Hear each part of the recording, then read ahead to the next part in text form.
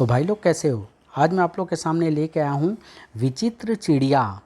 चलिए कहानी स्टार्ट करते हैं। बहुत दिन हुए स्वर्ण नगरी में धनगुप्त नाम का एक धनी सेठ जी रहते थे। सेठ जी को विचित्र वस्तुएं एकत्र करने का बहुत शौक था। किसी भी विचित्र वस्तु को देखते ही उसे लेने के लिए उतावले हो जाते थे। सेठ जी का एक खूबसूरत बाग था जिसमें सुनहरी आमों का विचित्र पेड़ था। सुनहरी आमों में उस पेड़ को देखने के लिए दूर दूर से लोग आते थे। एक दिन ईरान का एक व्यापारी उस पेड़ को देखने आया। विचित्र सुनहरी आमों का पेड़, ऐसा पेड़ तो मैंने दुनिया में कहीं नहीं देखा। सेठ जी, कुछ सुनहरी आम मुझे दे दीजिए, मैं अपने देश में जाकर लगाऊंगा। क्षमा करना भाई, मैं इस पेड़ का एक आम भी किसी को नहीं दे सकता। सेठ जी, मेरी बात मान लीजिए, कहीं ऐसा ना हो कि आपको पछताना पड़े। सोच लीजिए, आपका और हमारा व्यापारिक संबंध है। इन सुनहरी आमों के लिए मैं व्यापार की भी चिंता नहीं करता। ईरानी व्यापारी चला गया, लेकिन सेठ धनगुप्त के मन में संदेह का बीज बो गया। मुनीम जी, बाग के सभी पहरेदारों को बुलाकर कह दो कि बाग की रखवाली बहुत सावधानी से करें, हमें आमों की चोरी का डर है। मैं अभी सभी पहरेदारों को सावधान कर देता हूँ सेठ जी।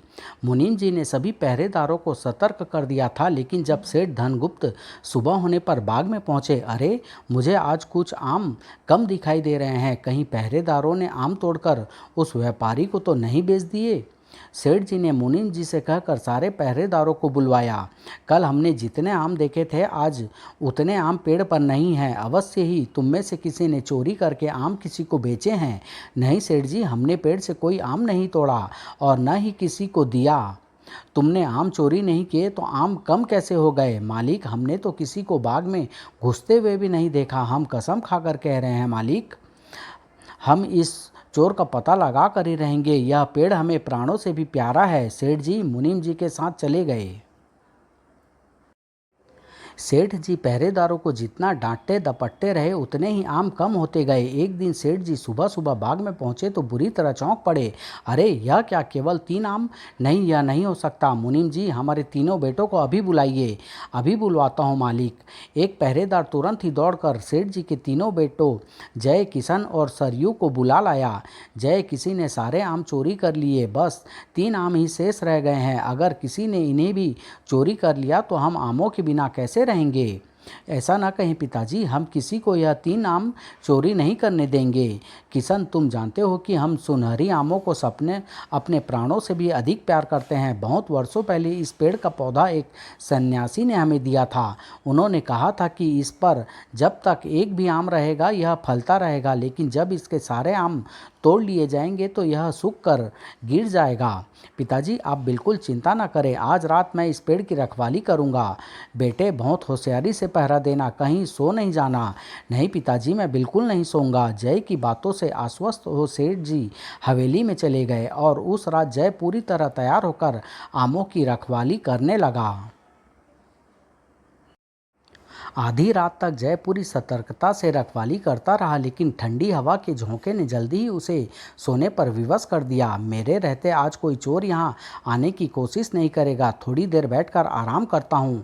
और जय पेड़ के साथ कमर लगाकर बैठ गया। कुछ ही देर में उसे गहरी नींद आ गई और उसके खर्राटे गूंजने लगे। सुबह जब जय की आंख खुली तो वह पेड़ की ओर देखते ही चौंक पड़ा। अरे, एक आम कौन चुरा कर ले गया?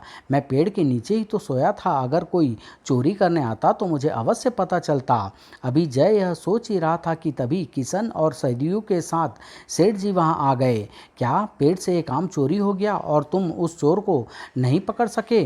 पिताजी, जय भाई सो गए होंगे, लेकिन मैं बिल्कुल नहीं सोऊंगा। मैं भी देखता हूँ कि मेरे रहते कोई आम कैसे चुरा कर ले जाता है। तुम भी उस चोर को नहीं पकड़ सकोगे। हमें लगता है अब इस अद्वितीय पेड़ का अंत आ गया है। पिताजी, आप इतना परेशान ना हो, मैं आज रात उस चोर को अवश्य पकड़ लूँगा। फिर सुनहरी आमों का पेड़ कभी सूख कर नहीं गिरेगा। और उस रात किशन सुनहरी आमों के पेड़ की रखवाली करने लगा। अरे मेरे रहते चोर तो क्या, उसकी परछाई भी यहाँ नहीं आएगी। एक बार मेरे सामने आ जाए, एक ही बार में उसकी गर्दन अलग कर दूंगा। आधी रात बीत गई थी और घूमते घूमते किशन बहुत थक गया था। कुछ देर में वह भी गहरी नींद सो गया और जब जागा तो अरे बाप रे, सुबह हो गई और पेड़ से एक आम भी चोरी हो गया। अब पिताजी को क्या जवाब दूंगा।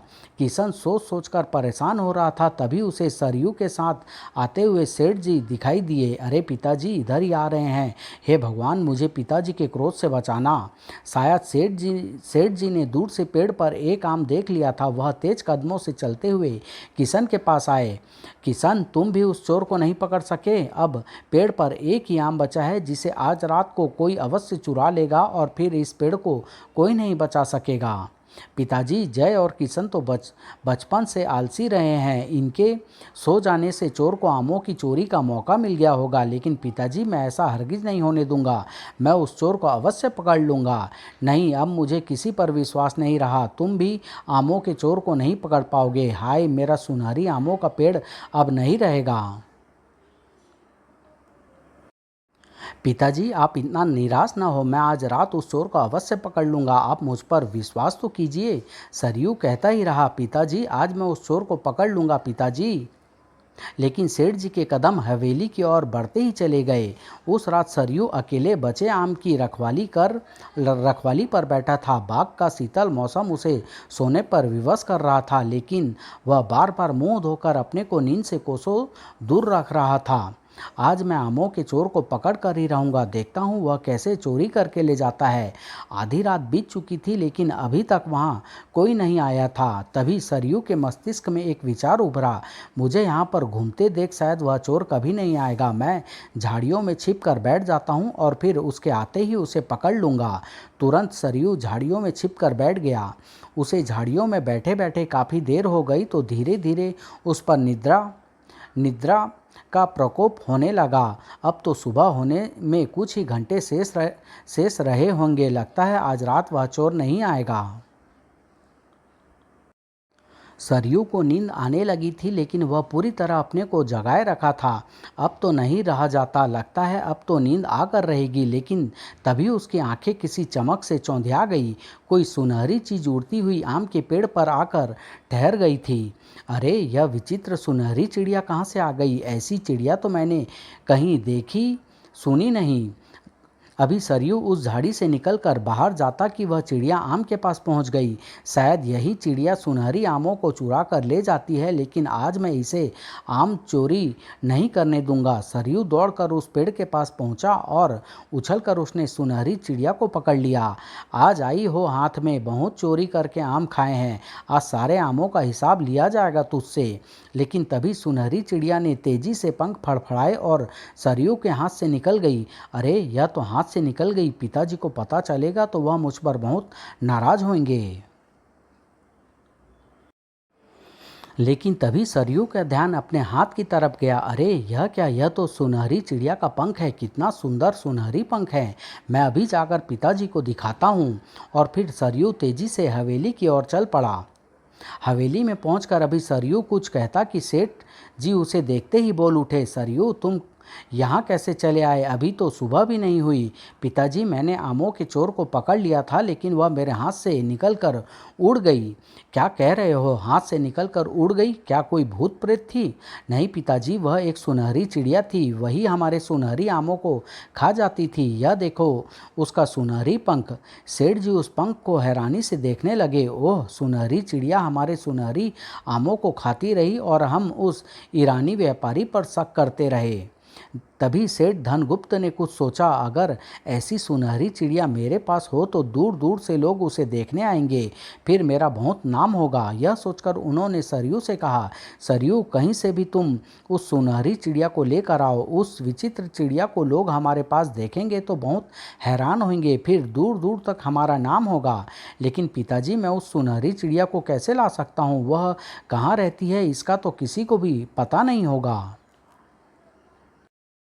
मैं कुछ नहीं जानता, तुम्हें कहीं से भी उस सुनहरी चिड़िया को लाना होगा। याद आया पिताजी, पेड़ पर एक आम तो बाकी बचा है। शायद कल रात फिर सुनहरी चिड़िया उस आम को खाने के लिए आए। अगर वह चिड़िया नहीं आई तो? ओहो पिताजी, आप इतनी जल्दी परेशान क्यों हो जाते हैं? कल रात वह चिड़िया आएगी तो मैं उसे पकड़ लूँगा। सेठ जी बहुत मुश्किल से शांत हुए, लेकिन उन्हें सरयू पर यह विश्वास नहीं हुआ कि वह सचमुच उस सुनहरी चिड़िया को पकड़ लेगा। इसलिए रात होते ही स्वयं जय, किशन और सरयू के साथ झाड़ियों में छिपकर बैठ गए। लेकिन सुबह तक सुनहरी चिड़िया वहां नहीं आई। इसी तरह कई दिन बीत गए, लेकिन सुनहरी चिड़िया फिर नहीं आई। शायद वह उस दिन पकड़ लिए जाने से घबरा गई थी। उधर सेठ जी उस चिड़िया की चिंता में घुलते चले गए थे।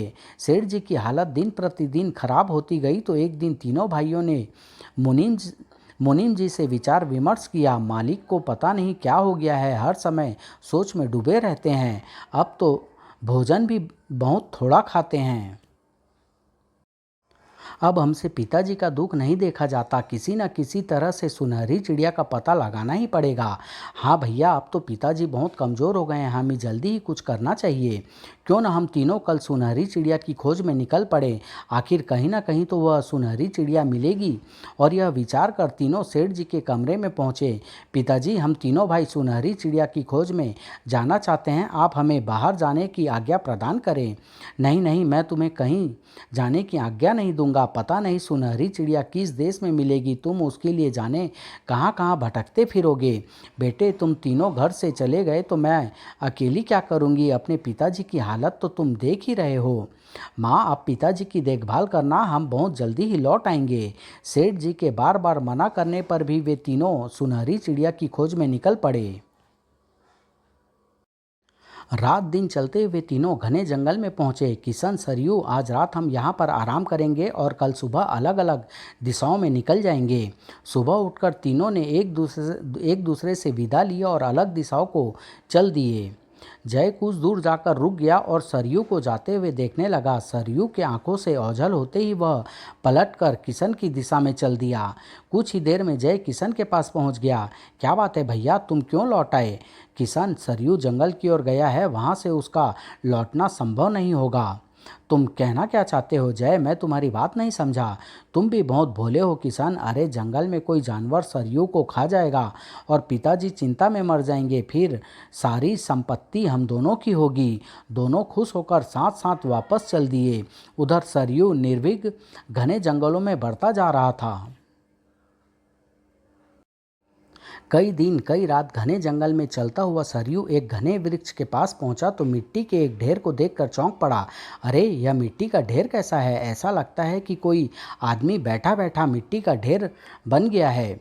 सरयू बहुत देर तक हैरानी से उसे देखता रहा, तभी उसे वह ढेर हिलता हुआ नजर आया। अरे यह मिट्टी का ढेर तो हिल रहा है। हे भगवान, कोई भूत प्रेत या राक्षस न हो। और कुछ क्षणों में मिट्टी के उस ढेर में से एक सन्यासी बाहर निकल आया। वत्स, हम 20 वर्षों से तपस्या कर रहे थे, आज हमारी तपस्या पूरी हुई है, लेकिन तुम इस घने जंगल में किस लिए आए हो? बाबा, मैं सुनहरी चिड़िया की खोज में यहाँ आया हूँ, लेकिन कई सप्ताह भटकने पर भी मुझे उसका कुछ पता नहीं चला है। और सरयू ने सन्यासी को सारी कहानी सुना दी। कहानी सुनकर सन्यासी ने कहा, बेटा, 30 वर्षों पहले हमने भी तुम्हारे पिता को सुनहरी आम का पौधा दिया था। आज हम ही तुम्हें उस सुनहरी चिड़िया का पता बताएंगे, लेकिन वहां जाने का रास्ता बहुत दुर्गम है। वहां पहुंचने का रास्ता कितना ही दुर्गम क्यों ना हो, मैं वहां अवश्य जाऊंगा। मेरे पिताजी के जीवन मरण का प्रश्न है। देखो वत्स, यहाँ से दक्षिण दिशा में जाने पर तुम्हें 2 रास्ते मिलेंगे। दाईं ओर से जाने पर तुम्हारी मृत्यु निश्चित है, बाईं ओर जाने पर तुम्हारे घोड़े की। दोनों रास्ते तुम्हें सुनहरी चिड़िया के देश में ले जाएंगे। सन्यासी से विदा लेकर सरयू दक्षिण दिशा की ओर चल दिया। कोसों दूर चलने के बाद वह ऐसी जगह पहुंचा जहां 2 रास्ते बने हुए थे। अच्छा, तो यहाँ से 2 रास्ते अलग अलग दिशाओं को जाते हैं। और फिर उसने बाएं रास्ते पर घोड़ा मोड़ दिया। चल भाई दोस्त, आज तुझे ही मेरे लिए अपना बलिदान देना पड़ेगा। वह कुछ दूर ही चला था कि उसने एक विचित्र राक्षस को पेड़ पर लटके देखा और अभी सरयू संभल पाता कि उसने घोड़े को पकड़कर उठा लिया। सरयू के देखते ही देखते उस विचित्र राक्षस ने घोड़े को खाना शुरू कर दिया। आज बहुत दिनों के बाद इतना तगड़ा घोड़ा खाने को मिला है। नहीं, तुम मेरे घोड़े को नहीं खा सकते, इसे छोड़ दो, नहीं तो मैं तुम्हें मार दूंगा। यह मेरा भोजन है, मैं इसे अवश्य खाऊंगा। तुम्हें सन्यासी ने पहले ही बताया था, फिर तुम इस रास्ते पर क्यों आए? कुछ ही देर में वह घोड़े को खाकर पेड़ से उतरकर चल दिया। सरयू उसके पीछे लपका। ठहरो ठहरो विचित्र राक्षस! विचित्र राक्षस ने गुस्से से कहा, क्या बात है, तुम मेरे पीछे क्यों आ रहे हो? तुमने मेरे घोड़े को मार दिया, अब मैं तो सुनहरी चिड़िया की खोज में कैसे जाऊंगा? मैं क्या जानूं, मुझे एक सन्यासी ने शाप दिया है, इसलिए मैं केवल घोड़े का ही मांस खा सकता हूं। बहुत दिनों से इधर कोई घोड़ा आया ही नहीं था, मैं भूख से मर रहा था, इसलिए मैंने तुम्हारा घोड़ा खा लिया। लेकिन तुम सुनहरी चिड़िया को क्यों खोज रहे हो?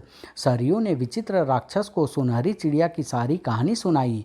अरे हाँ, सन्यासी ने कहा था कि जब मैं किसी की सहायता करूंगा तो यह सांप नष्ट हो जाएगा। अच्छा, मैं तुम्हें सुनहरी चिड़िया के देश में ले चलता हूँ। अनेक नदियों और पर्वतों को पार कर विचित्र राक्षस एक विशाल पत्थरों के महल के पास पहुंचा। इस देश के राजा के महल में सुनहरी चिड़िया रहती है, तुम वहां जाकर उस चिड़िया को ला सकते हो। मैं यहीं पर तुम्हारी प्रतीक्षा करूंगा। महल के बाग में तुम्हें सुनहरी चिड़िया पिंजरे में बंद मिलेगी। तुम पेड़ पर चढ़कर पिंजरे में से उसे निकाल लेना, लेकिन उस पिंजरे को नहीं लाना, नहीं तो तुम भारी मुसीबत में फंस जाओगे।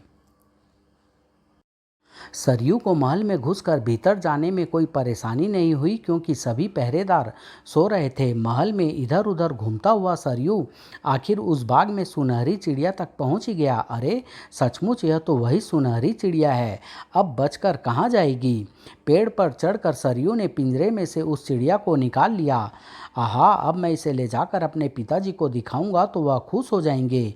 तभी सरयू ने कुछ सोचा, इस चिड़िया को तो मैंने पकड़ लिया, लेकिन मैं इसे घर तक कैसे ले जाऊंगा? कहीं रास्ते में मेरे हाथ से उड़ गई तो मुझे इस पिंजरे को भी उतार लेना चाहिए। और यह सोचकर सरयू उस पिंजरे को उतारने लगा, लेकिन अभी उसने पिंजरा उतारा ही था कि चारों ओर से आवाज़ सुनाई देने लगी, पकड़ो पकड़ो, चोर चोर पकड़ो, सुनहरी चिड़िया को चोरी करके ले जा रहा है। देखते ही देखते बहुत से पहरेदारों ने सरयू को घेर लिया, फिर उसको पकड़कर पहरेदार राजा के पास ले गए।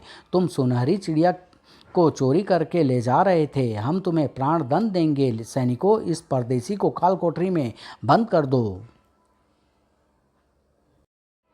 महाराज, मुझे क्षमा करें, आप अपने पिता के प्राण बचाने के लिए मैं बहुत दूर स्वर्ण नगरी से यहाँ आया हूँ।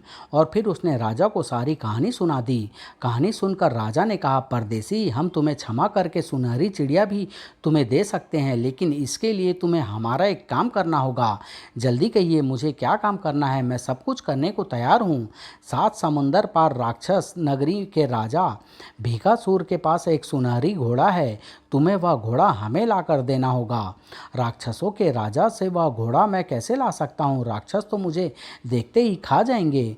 लेकिन मरता क्या नहीं करता, आखिर उसे कहना ही पड़ा। मैं 1 सप्ताह में आपको वह घोड़ा ला कर दे दूंगा, लेकिन मेरी बात ध्यान से सुन लो। अगर तुम लौट कर नहीं आए तो हम तुम्हें दुनिया के हर कोने से पकड़ लाएंगे और तुम्हें प्राण दंड देंगे। राजा से वायदा करके सरयू लौटकर फिर विचित्र राक्षस के पास पहुंचा। क्या हुआ, तुम सुनहरी चिड़िया को क्यों नहीं लाए? सरयू ने उसे सारी बात बताई तो विचित्र राक्षस ने कहा, ओह, मैंने तुम्हें पहले ही मना कर दिया था, लेकिन तुम नहीं माने और मुसीबत में फंस गए। चलो, मैं तुम्हें राक्षसों की नगरी में ले चलता हूँ। और फिर वह विचित्र राक्षस सरयू को पीठ पर बैठा कर चल दिया। राक्षस नगरी में पहुंचकर विचित्र राक्षस पेड़ों के पीछे किले के पास उतरा। ये कहानी मैं यहीं समाप्त कर रहा हूँ। बहुत जल्द इसका अगला भाग लेके आऊँगा। धन्यवाद।